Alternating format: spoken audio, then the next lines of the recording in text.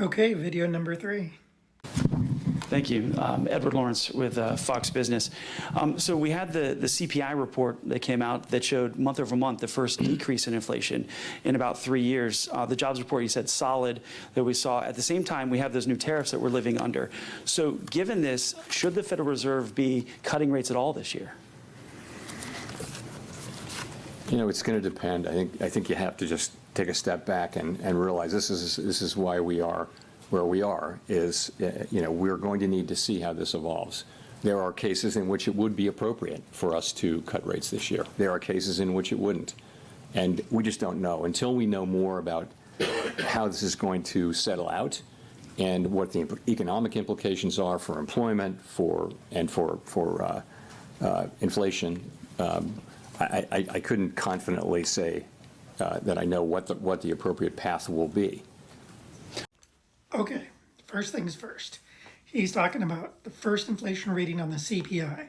CPI doesn't matter. The Federal Reserve works off the PCE, core inflation reading, not the PCI, which is all of us that we deal with.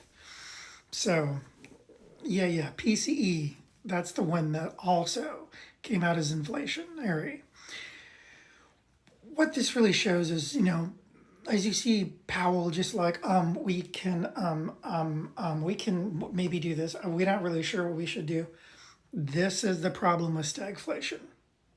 The problem with stagflation is you have dual risks, okay? You have the risks of higher inflation and you have the risks of higher unemployment.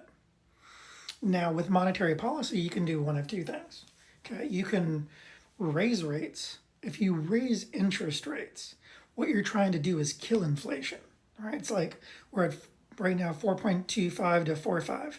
That's the operating temperature right now, according to the Fed.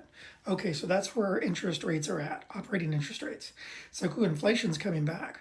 Well, then we need to raise them to 5%, 5.25, 5.5, 6% to really hammer down inflation and get it under control.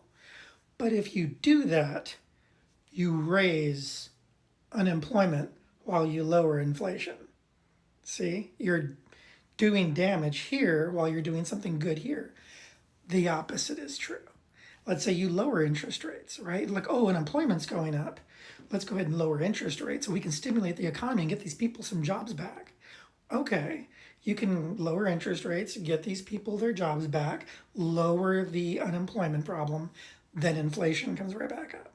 You can't do both at once. If you do something for one, it's going to hurt the other. That's the problem with stagflation. The problem with stagflation is unemployment goes up, inflation goes up, they both keep going up. What are you going to do? Your hands are tied. You can't do anything. You're going to exacerbate one to help the other, and you're probably not going to help it that much.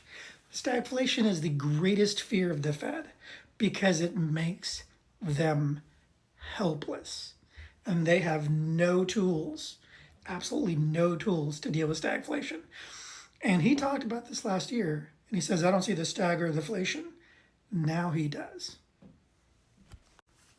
I said PCI earlier, CPI. We call it the CP lie.